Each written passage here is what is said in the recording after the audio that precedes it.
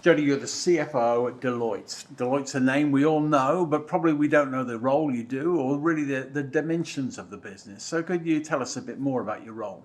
Yeah, thanks, Peter. Thanks for inviting me today. The CFO role at Deloitte, I guess it's very broad. I think of when I was first provided with the opportunity, you tend to think quite narrow. I'm an auditor by background. Grew up in the firm for the last 30 years, and very much, into the numbers, think very much the debits and the credits. And so my first thought was, oh gosh, going back to the old debits and credits, within the organisation, very inward looking.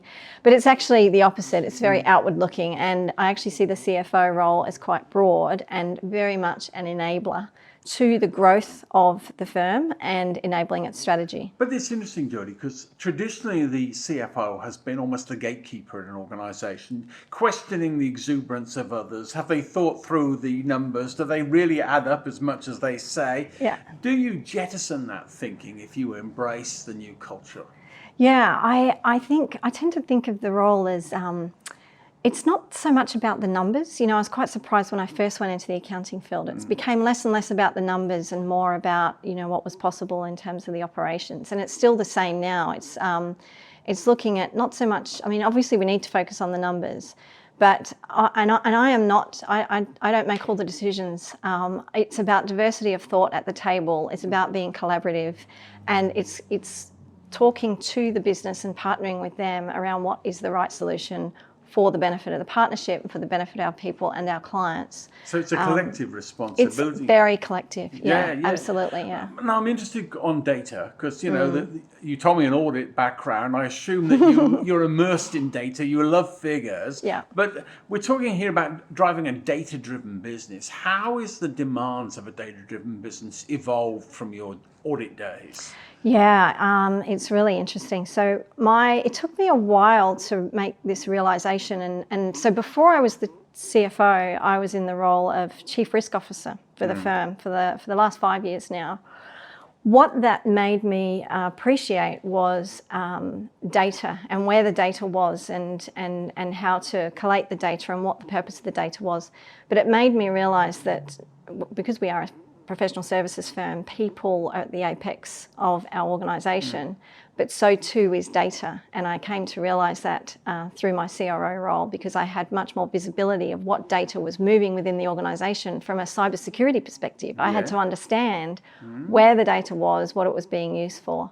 And so I began to appreciate data as an asset much more than perhaps I had previously. And so now I actually I have this lens that people are obviously at the centre of our organisation, but so too is our data. And so all of our leaders not only need to understand that they lead our people in the organisation, but they also have a role to play in leading our data and owning our data and making sure that we're leveraging that as much as we do the human resource. But Julie, it's interesting because you say a digital CFO and you think digital and you associate technology, but you're giving me a much broader perspective of what a digital CFO is in terms of what is the health of an organisation, the metrics of the organisation, all reflect an organisation which is digital and progressive, I suppose. Yeah, that's exactly right, because there's a couple of things with data. One is how can we use the data to enable the business to execute on its strategy to get the benefits for our clients. So it's more about the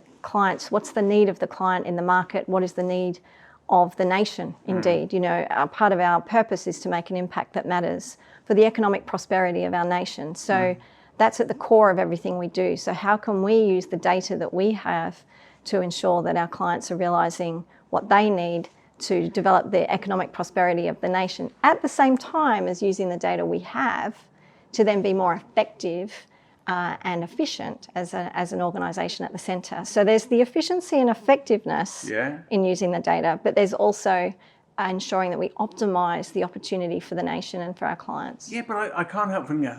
As you were saying that, you're talking about actually having empathy with your clients and their requirements, and then providing data that helps them in their jobs. It's not just an inner focus on data. No. It's very much external interactions with people. Absolutely, yeah. I think that's really interesting. People think of the CFO role and they think of data and think it needs to be just an internal application. Yeah. I just don't think of it that way because I've got visibility of all the data effectively, or the nature of the data that we have. You have to think of the possibilities for the benefit of our entire ecosystem, quite frankly. It's not just our clients as well, which includes clients right from government right down to many smaller not-for-profit organisations, as well as the larger private sector, but our entire ecosystem, which includes our alliance partners. So, you're thinking IBMs of the world, AWS, Salesforce, Oracle, etc. These are core ecosystem alliance partners of ours. No longer can we assume that we hold all the answers or even hold the data to enable us to deliver our client solutions. We have to do those together with other market participants. And the other market participants realise that as well. We need to come to the table to offer a solution together with other partners, and they have data assets as well. We need to find the right combination. I'm hearing that because I'm hearing the sources of data in a data-driven business aren't all internal; they're external. You've got to know who can give you data to make you better. Yeah. No more the case than Deloitte Access Economics.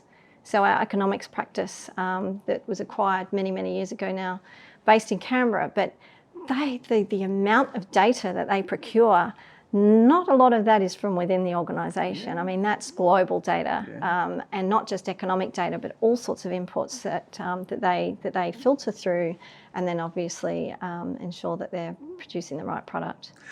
Talking about becoming a digital CFO, one of the challenges people talk to me about is how does the finance people impress on others that you have a contribution to make to the organisation? Yeah. Now, I ask you this question, Jodie, because I have a suspicion that your end user community are quite knowledgeable, bright, educated people who might push back at people in finance, telling them what's going on. Yeah, they're not backward in coming forward. That's right. Yeah, no. Some of the personalities that we have. That is actually part of the interesting part of the job. I'm an auditor by background, as you say.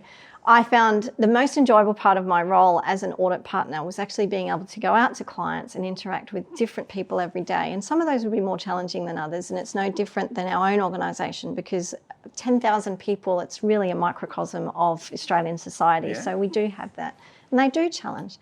But a lot of it is in the language. So, for example, we don't call it a back office.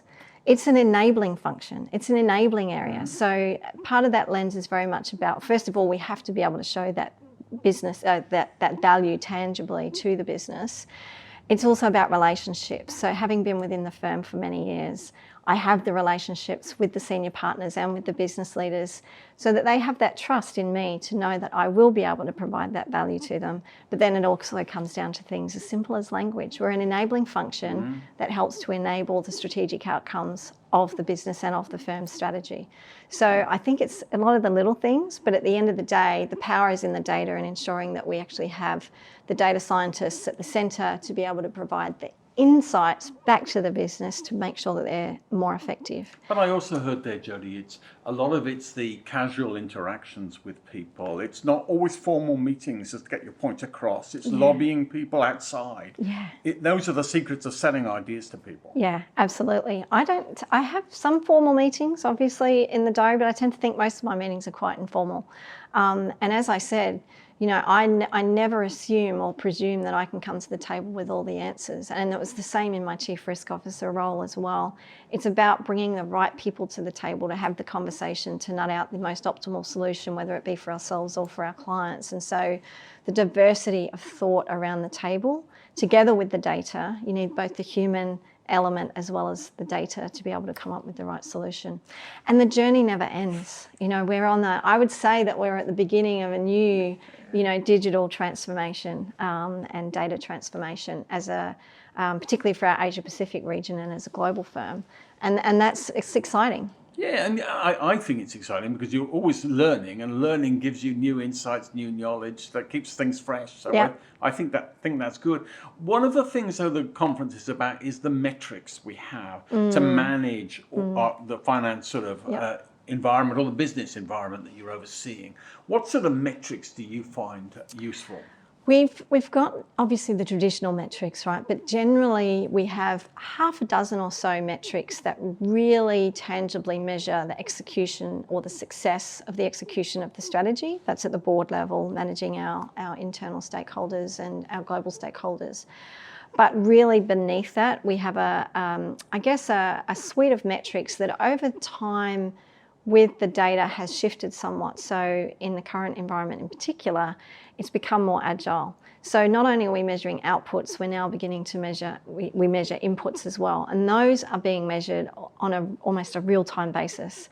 So the frequency of what we're measuring is now much more rapid. Yeah. And yet, I guess the challenge with that is making sure that you not measuring too many things and you can still focus. They all still need to speak to the core strategic metrics that are going to the board, obviously that speak to the execution of the strategy. But each of the businesses, we have broadly 5 businesses within our organisation with executive leaders of each of those and their respective executive teams.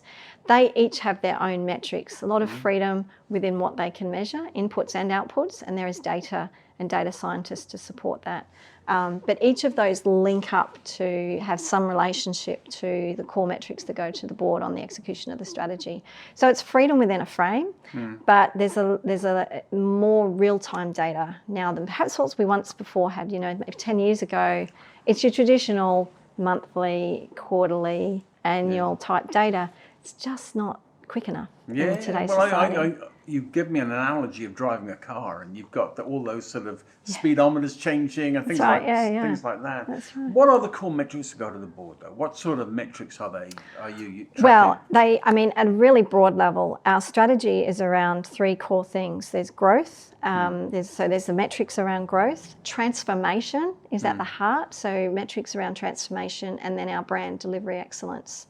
And broadly speaking, the metrics change every now and then, but broadly speaking, we have a couple of metrics, 2 or 3 metrics that go to each of those. So we'll have metrics that obviously measure our growth, and that might be market share, market positioning, revenue numbers, etc. They're very much the outputs. Yeah. But beneath that, businesses will have various inputs, utilisation, etc., the traditional ones to drive that. But then we have metrics around transformation. Now that is really where it's interesting. It's what proportion of our services are being delivered that weren't delivered 2 years ago, for example. So what's the portfolio mix looking like around that, the nature of that revenue, and how transformative are we in delivering new products and services and really measuring how we're disrupting ourselves. Because despite the success, we've had double-digit growth for the last 5 years. And despite that, and in fact, that's probably the ideal time to be disrupting yourselves. So we measure our own disruption through the transformation piece, and then obviously delivery excellence, because quality is really important. Service excellence is, core to our brand, and being able to then circle back through the growth.